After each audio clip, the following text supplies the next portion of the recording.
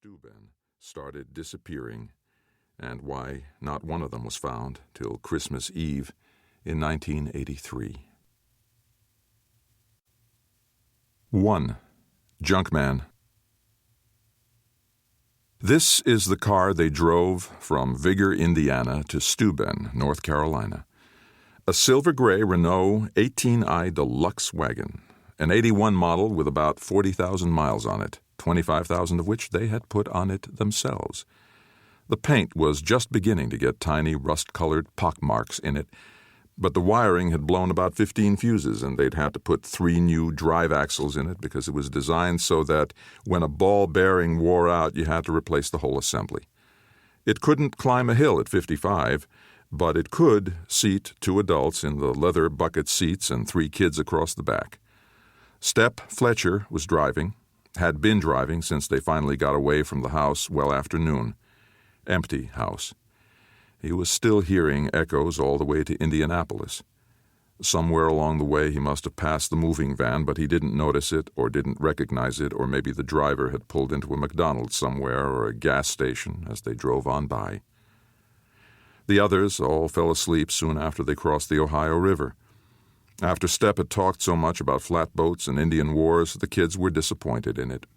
It was the bridge that impressed them, and then they fell asleep. DeAnne stayed awake a little longer, but then she squeezed his hand and nestled down into the pillow she had jammed into the corner between the seat back and the window.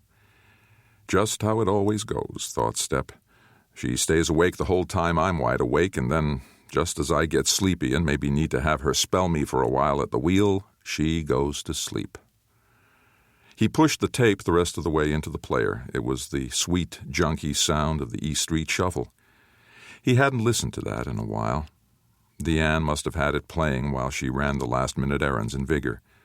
Step had played that album on their second date. It was kind of a test. DeAnne was so serious about religion, he had to know if she could put up with his slightly wild taste in music. A lot of Mormon girls would have missed the sexual innuendos entirely, of course, but DeAnne was probably smarter than Step was, and so she not only noticed the bit about girls promising to unsnap their jeans and the fairies in a real bitch fight, she also got the part about hooking onto the midnight train. But she didn't get upset, she just laughed, and he knew it was going to be okay. She was religious but not a prig, and that meant that he wouldn't have to pretend to be perfect in order to be with her. 10 years ago, 1973. Now they had 3 kids in the back of the Renault 18i wagon, probably the worst car ever sold in America, and they were heading for Steuben, North Carolina, where Step had a job. A good job. $30,000 a year, which wasn't bad for a brand-new history PhD in a recession year, except that he wasn't teaching history. He wasn't writing history. The job was putting together manuals for a computer software company. Not even programming. He couldn't even get hired for that, even though Hacker Snack was the best-selling game for the Atari back in '81. For a while there, it had looked like his career was made as a game designer.